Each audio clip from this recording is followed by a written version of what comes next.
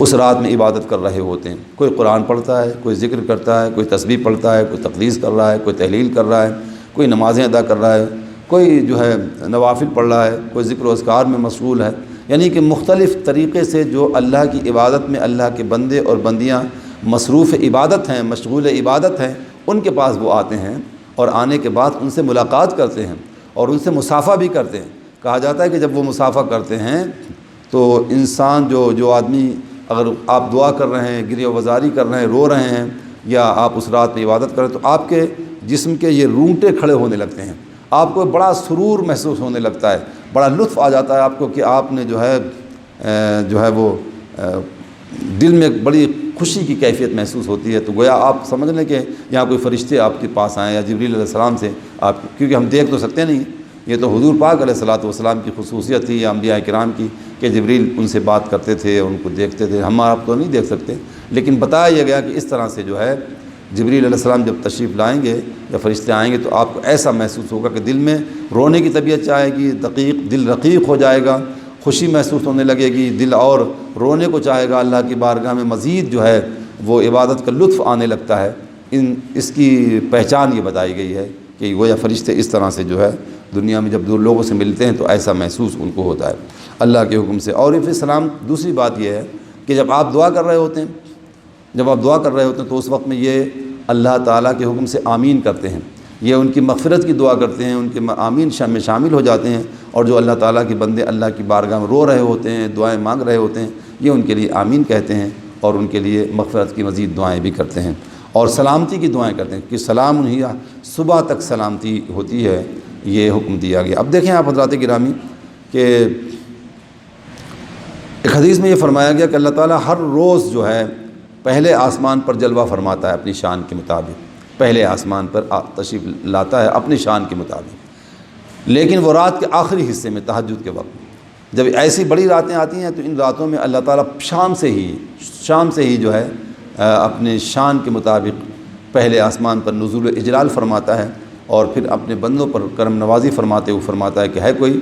یعنی وہاں سے صدائیں آتی ہیں اللہ تعالیٰ کی جانب سے، فرشتے ندا کرتے ہیں، ہے کوئی بخشش کا طلبگار، ہے کوئی مغفرت کا طلبگار، ہے کوئی روزی کا طلبگار، ہے کوئی عافیت کا مانگنے والا، ہے کوئی گناہوں پر نادم و شرمندہ ہو کر اللہ تعالیٰ سے معافی اور عفو و درگزر جو ہے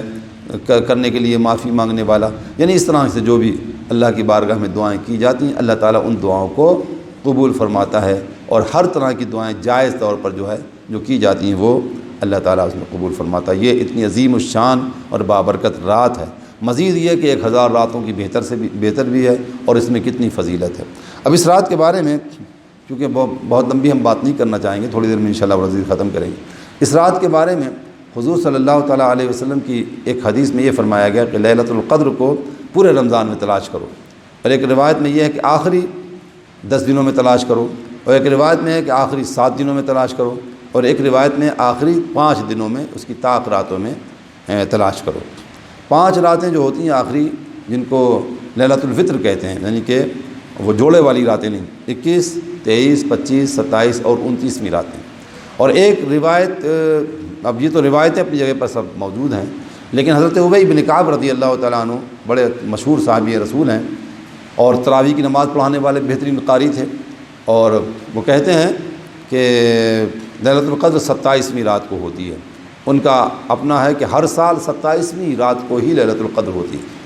حضرت ابی بن کعب رضی اللہ تعالیٰ عنہ کے ساتھ حضرت ابن عباس رضی اللہ تعالیٰ عنہما کا بھی قول ہے، وہ بھی فرماتے ہیں اسی قول کے مطابق کہ لیلۃ القدر 27ویں رات کو ہی ہوتی ہے۔ اس کے علاوہ حضرت شیخ عبد القادر جیلانی رضی اللہ تعالیٰ عنہ فرماتے ہیں کہ لیلۃ القدر 27ویں رات ہی کو ہوتی ہے۔ اس کے علاوہ حضرت امام اعظم ابو حنیفہ رضی اللہ عنہ فرماتے ہیں کہ لیلۃ القدر 27ویں رات ہی کو ہوتی ہے۔ اس کے علاوہ اور بھی ائمہ مجتہدین اور فقہاء کے اقوال ہیں جو 27ویں کے بارے میں ہیں۔ واللہ عالم، آپ 21 اور 23 اور 25 اور 27 اور 29ویں راتوں میں جاگ سکتے ہیں، اور جاگنا بھی چاہیے، کیونکہ حضور نے تعین نہیں کیا ہے، حدیث میں تعین نہیں فرمایا گیا۔ تعین کا مطلب ایک مخصوص رات نہیں بتائی۔ ایک رات ایسا ہوا، حضرت عبادہ بن صامت رضی اللہ عنہ فرماتے ہیں ایک رات ایسا ہوا کہ اللہ کے رسول صلی اللہ علیہ وسلم اپنے مکان سے نکلے، کاشان نبوت سے کمرے سے باہر نکلے اور بتانے کے لیے کہ لیلۃ القدر کون سی رات کو ہے۔ جب آپ آئے تو 2 آدمی جھگڑ رہے تھے آپس میں، جب وہ جھگڑ رہے تھے، ان کی جھگڑا چل رہا تھا، تو آپ نے صحابہ کرام آئے قریب تو آپ نے فرمایا رسول اللہ فرمائیے کیا حکم ہے ہمارے لیے؟ تو آپ نے فرمایا کہ میں تمہیں لیلۃ القدر کے بارے میں بتانے کے لیے آیا تھا کہ لیلۃ القدر کون سی رات میں ہوتی ہے، لیکن اللہ تعالیٰ نے اس رات کی تعین کو اٹھا لیا، یعنی دو آدمی جھگڑ گئے، ان جھگڑا ہونے کی وجہ سے وہ مخصوص جو رات ایک ہونے والی تھی جو میں بتانے والا تھا اس کو اللہ نے اٹھا لیا، یعنی کہ اب اس کو بتایا نہیں۔ جب اللہ تبارک و تعالیٰ نے نہیں بتایا تو حضور کیسے بتا سکتے ہیں؟ اس کا مطلب یہ ہوا کہ آپ پھر فرمایا کہ آپ آگے کی جو راتیں باقی ہیں، 27ویں رات ہے، 23ویں رات، 29ویں رات ہے، اس کا ذکر کیا آپ نے کہ ان میں آپ جو ہے عبادت کریں۔ اب مطلب یہ کہنے کا اس سے روایت سے یہ پتہ بھی چلتا ہے کہ ہمیں ایک رات نہ بتا کر یہ اللہ کا مرضی اور منشا ہے کہ ہم ہر رات جاگیں، اگر ہو سکے تو پورے 10 رات جاگیں، اور 10 رات نہیں جا سکتے کم سے کم 5 راتیں تو ہمیں عبادت کرنا ہی چاہیے۔ اور ایک رات جو 27ویں ہے وہ تو جو علماء کرام فقہاء نے اور صحابہ کرام نے فرمایا وہ تو اپنے حساب سے دیکھ لیجئے، جو کر سکتے ہیں کریے، لیکن ویسے بھی آپ ہر رات میں لیلۃ القدر کی کچھ عبادت کریں، ضرور کر لیں، اور اس میں جو دعائیں کی جاتی ہیں وہ دعائیں کریں، کیونکہ اللہ تعالیٰ چاہتا ہے کہ ہمارے بندے زیادہ سے زیادہ عبادت کریں، زیادہ سے زیادہ اس کا اجر پائیں، تو کیا کہیں۔ تو یہی بات اس میں بات بتائی گئی ہے کہ لیلۃ القدر جو ہے وہ آپ کوشش کریں کہ اگلی راتوں میں یعنی 21ویں سے شروع کریں، اور پھر کوشش کریں کہ جتنا ہو سکتا ہے۔ اب اس میں یہ ہے کہ رات کو تراویح کی نماز پڑھ لیجیے آپ، یہ قیام میں آ جاتا ہے، کیونکہ قرآن پاک کی ایک جو ہے وہ ایک حدیث میں اللہ کے رسول صلی اللہ علیہ وسلم فرماتے ہیں من قام لیلۃ القدر ایمانا واحتسابا غفر له ما تقدم من ذنبه، کہ جو آدمی رات میں لیلۃ القدر کی رات میں ایمان کے ساتھ اور ثواب کی نیت سے جو لیلۃ القدر میں عبادت کرتا ہے، اللہ اس کے گزشتہ گناہ معاف فرما دیتا ہے۔ اس سے یہ پتہ چلا کہ لیلۃ القدر کی رات میں قیام۔ اب قیام کے بارے میں ہے کہ پوری رات قیام کیا جائے، اللہ نے اگر آپ کو توفیق دی تو پوری رات کیجئے، لیکن کم سے کم تراویح کی نماز پڑھ لینا، رات کو تہجد کی نماز پڑھ لینا، شام کی نماز اور صبح کی نماز باجماعت پڑھ لینا، یہ بھی بہت کافی ہے۔ اگر آپ زیادہ نہیں کر سکتے کیونکہ صبح آپ کو کام بھی ہوتا ہے، رات کو کچھ نوافل موقع مل گیا، آپ تہجد سے پہلے کچھ نوافل پڑھ لیجئے اٹھ کر کے، تو لیلۃ القدر کی گویا راتوں میں سے آپ نے جو عبادت آپ پر تھی وہ آپ نے کر لی، اور جو مطلب جتنا کر سکتے تھے آپ نے کر لی۔ اب ایک رات آپ نے پوری رات، جیسے اب اتفاق سے یہ ہے کہ اگلا ہفتہ جب آئے گا اگلے سنڈے کو لیلۃ القدر ہوگی، یعنی 27ویں رات ہوگی۔ لیلۃ القدر کی راتوں میں سے ایک رات جو 27ویں جس کا ذکر میں کر رہا ہوں وہ اگلے سنڈے کو انشاءاللہ العزیز ہوگی، تو سنڈے کو چھٹی کا دن ہوتا ہے، رات کو صبح تو کام ہے ویسے، لیکن یہ ہے کہ اگر آپ ہو سکے تو آپ اس سے بھی زیادہ عبادت کریں، اس سے زیادہ ریاضت کریں، اس سے زیادہ اللہ تعالیٰ کی بارگاہ میں مانگیں، گڑ گڑائیں، تو اس میں موقع ہے ہمارے لیے کہ ہم اس میں پتہ نہیں۔ دیکھیے آپ حضرات گرامی، یہ جو ہے کووڈ کا زمانہ ہے جسے ہم بات کرتے رہتے ہیں اکثر، اور کرونا وائرس سے دنیا میں ہلاکتیں بہت ہو رہی ہیں، لوگ مر رہے ہیں بہت زیادہ، اور پتہ بھی نہیں چلتا کون آدمی کو کب ہوا اور کب چلا گیا، جوان بڑھاپا نوجوانی کچھ نہیں دیکھتا، بیماری جب آتی تو آدمی کے اوپر طاری ہوتی ہے اور پھر وہ دنیا سے رخصت ہو جاتا ہے۔ اس لیے جو موقع ملا ہے اس موقع کے مطابق ہمیں چاہیے کہ ہم اس میں ضرور کوشش کریں کہ جتنی بھی عبادت اپنے نامہ اعمال میں جمع کرا لیں وہی ہمارے لیے بہتر ہے۔ امام احمد ابن حنبل رضی اللہ عنہ کا بھی قول ہے 27ویں کی رات کے بارے میں، امام اعظم و حنیفہ کے ساتھ امام احمد ابن حنبل نے بھی اسی قول کو نقل فرمایا کہ اس کو لیلۃ القدر کو 27ویں کے بارے میں ذکر کرتے ہیں۔ اللہ تبارک و تعالیٰ نے اصل میں جو ہے، جیسے میں بات کر رہا تھا اپنی بات ختم کرنے سے پہلے ایک بات اور عرض کروں کہ اس کو چھپا دیا ہے، کیونکہ چھپی ہوئی چیز جو ہے اللہ تعالیٰ چھپی ہوئی عبادت کو پسند بھی کرتا ہے، کہ جو عبادت ظاہر کی جائے وہ اتنی اچھی نہیں ہوتی جو چھپی باتیں۔ اللہ تبارک و تعالیٰ چاہتا ہے کہ ہر آدمی جو ہے وہ چھپ کر عبادت کرے، روئے گڑ گڑائے۔ ایک حدیث میں جو امام بخاری نے نقل فرمائی، امام مسلم نے بھی، وہ حدیث میں فرمایا کہ وَرَجُلٌ ذَكَرَ اللَّهَ خَالِيًا فَفَاضَتْ عَيْنَاهُ، کہ جو آدمی چھپ کر اکیلے میں ذکر کرتا ہے، یاد کرتا ہے اللہ تعالیٰ کو، روتا ہے۔ وَرَجُلًا ذَكَرَ اللَّهَ خَالِيًا فَفَاضَتْ عَيْنَاهُ، اور اس کی آنکھوں سے آنسو نکلتے ہیں، تو یہ ایسا شخص ہوتا ہے کہ اللہ تعالیٰ اس سے اتنا خوش ہو جاتا ہے کہ قیامت کے دن اللہ اپنی رحمت کا سایہ اسے عطا فرمائے۔ تو چھپی ہوئی عبادت اللہ تعالیٰ کو پسند ہے، اور اس کو چھپایا ہے اللہ تعالیٰ۔ ہماری موت ہمیں پتہ نہیں ہے، ہمارے اندر میں کون سا اللہ کا ولی ہے ہمیں پتہ نہیں ہے، قیامت کب آئے گی ہمیں پتہ نہیں ہے، بہت ساری چیزیں ہم سے چھپا کر رکھی گئیں تاکہ ہم ہر وقت ڈرتے رہیں اور اللہ کو راضی کرنے کی کوشش کرتے رہیں، تو یہ اس لیے اس میں چھپایا گیا۔ آخر میں ایک دو نمازیں بتا دوں جو ہے، کیونکہ یہ ہمارے یہ عزیز نوجوان صاحبزادے بھائی شکیل صاحب کے ہیں لونگ کے، اور یہ یوٹیوب پر بھی اس کو کر رہے ہیں، تو اس میں کچھ عبادات بتا دیتا ہوں کہ نماز جو ہے اس رات میں پڑھنے کے سلسلے میں، حالانکہ کتابوں میں لکھا ہوتا ہے، ہم آپ پڑھ لیتے ہیں اور سب کے علم میں بھی ہے، لیکن بہرحال اگر کچھ نماز ایسی ہو جو اسلاف و اکابرین نے جس کو پڑھا ہوا ہے اس کے مطابق اگر کچھ ہو تو پھر ضرور ہے، کیونکہ ثواب تو ہمارا بڑھا دیا جاتا ہے لیلۃ القدر کی رات میں، تو ہمیں چاہیے کہ ہم اس میں کوشش کریں کہ نوافل ادا کریں، اور وہ نوافل جو ہمارے بزرگوں نے پڑھے ہیں۔ اب پہلے اس میں یہ فرمایا گیا کہ امام ابو اللیث سمرقندی رحمۃ اللہ علیہ فرماتے ہیں کہ لیلۃ القدر میں کم سے کم 2 رکعتیں اور زیادہ سے زیادہ 1000 رکعتیں۔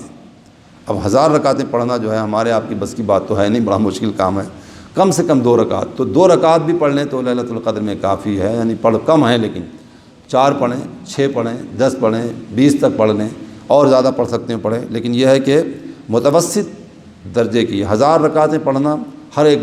ایک کی بس کی بات نہیں، لیکن ایسے لوگ گزرے ہیں دنیا میں جو 1000 رکعتیں پڑھتے تھے،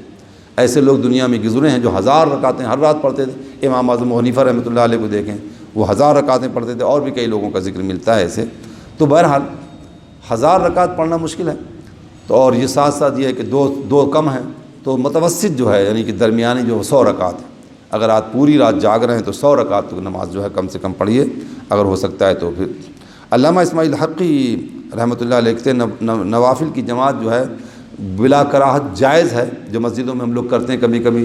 صلاۃ التسبیح کی نماز پڑھتے ہیں، دوسری نمازیں پڑھتے ہیں، تو اس نماز کو اس طرح پڑھا جا سکتا ہے۔ اور اس کے ساتھ ساتھ یہ ہے کہ جتنی بھی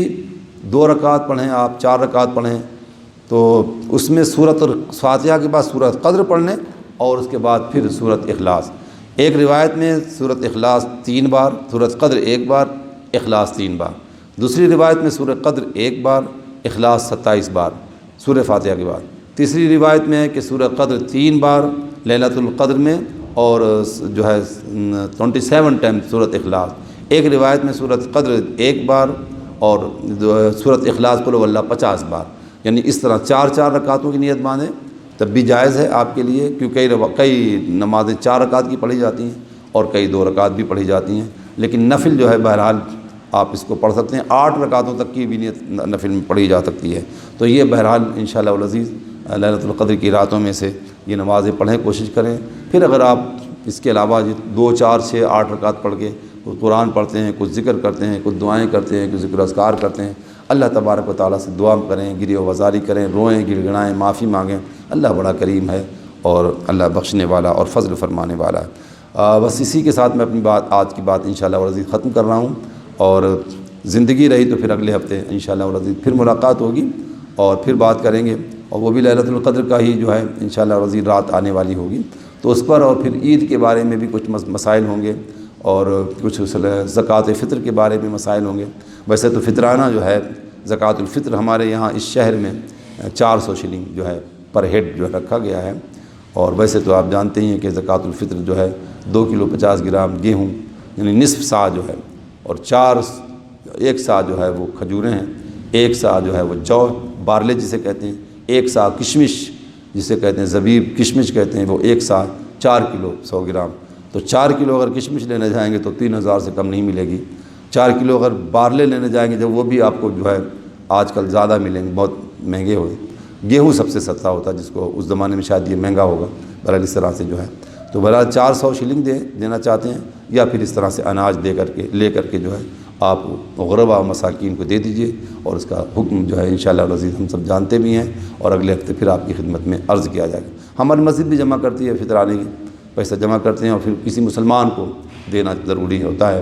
تو یہ بھی انشاءاللہ العزیز اگلے ہفتے آپ کی خدمت میں اعلان کیا جائے گا، اور پھر آپ اور ہم اس کو ادا کریں گے۔ اللہ تعالیٰ سے دعا ہے کہ اللہ تعالیٰ ہمارے اور آپ سب کی عبادتوں کو، روزوں کو، نمازوں کو قبول فرمائے۔ الحمدللہ رب العالمین، والصلاۃ والسلام علی سیدنا و مولانا محمد و آلہ و اصحابہ اجمعین۔ یا اللہ یا رحمان یا رحیم، کریمہ کار سازہ ملکہ قادرہ بادشاہ بنیاد رب کریم،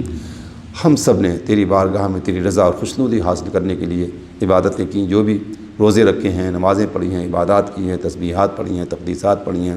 تراویح کی نماز بھی ادا کی گئی، قرآن کریم بھی پڑھا گیا، خیرات بھی کی گئی، صدقے بھی کیے گئے، زکاتیں بھی ادا کی گئی۔ یا اللہ جو بھی ہم سب نے خیر و بھلائی کے کام کیے ہیں اپنی بارگاہ میں قبول فرما۔ رمضان کے اس بابرکت مہینے کے صدقے سے ان میں اضافہ فرما دے، اس کے ثواب میں اضافہ فرما دے، ہمارے اجر و ثواب میں اضافہ فرما کر ہمیں مالا مال فرما، اور ہمارے گناہوں کو معاف فرما، ہماری خطاؤں کو درگزر فرما، ہماری مشکلوں اور پریشانیوں سے ہمیں نجات عطا فرما، ہماری روزیوں میں، ہمارے کاروبار میں، ہماری تجارتوں میں، ہماری عمروں میں، ہمارے گھروں میں، ہمارے مالوں میں برکتیں، وسعت رحمت نازل فرما۔ رب کریم ہمیں دشمنوں سے، شریروں سے، حاسدین سے، ظالمین سے اور وباؤں سے، بلاؤں سے محفوظ و معمون فرما، اور بالخصوص کرونا وائرس سے ہماری اور تمام دنیا کے مسلمانوں اور تمام دنیا کے انسانوں کی حفاظت فرما، اور اپنے فضل و کرم سے یا اللہ اسے قبول فرما، اور اللہ ہمیں بار بار رمضان کی بے بہا برکتوں سے مالا مال فرما۔ اے اللہ اب یہ دوبارہ پھر اس سال میں پلٹ کر یہ بیماری آئی ہے، ہم یہ دعا کرتے ہیں میرے مالک و مولا اگلا سال جب آئے تو ہمارے لیے یہ بیماری نہ ہو، بلکہ مکمل طور پر آزادی کے طور سے طریقے کے مطابق ہم اپنی عبادتیں بھی کریں اور اپنے دیگر کام بھی کریں۔ میرے مالک و مولا سے قبول فرما، اور اپنی بے بہا رحمتوں سے اور برکتوں سے اور نعمتوں سے اور عظمتوں سے اور رفعتوں سے ہمیں اور تمام دنیا انسانیت کو مالا مال فرما۔ یہ نشر جو کر رہے ہیں ہمارے لونگ فیملی والے عبدالعزیز بھائی کی یہ بچے، ان کو قبول فرما کر اپنے فضل و کرم سے نواز، اور جتنے شریک ہوئے ان شرکا پر اپنا رحم فرما، اور ہم سب کی عبادتوں کو اپنی بارگاہ میں قبول فرما، اور جو آخری دن رہ گئے ہیں 10 دن یا اللہ، یہ 10-11 دن جو ہے ہمیں عبادتیں کرنے کی توفیق بھی دے، شوق اور ذوق بھی پیدا فرما، اور ہماری ان عبادتوں کو قبول فرما، اور جو غلطیاں کوتاہیاں ہم سے ہو گئی انہیں معاف فرما دے، اور مولا کریم ہمارے نام اعمال میں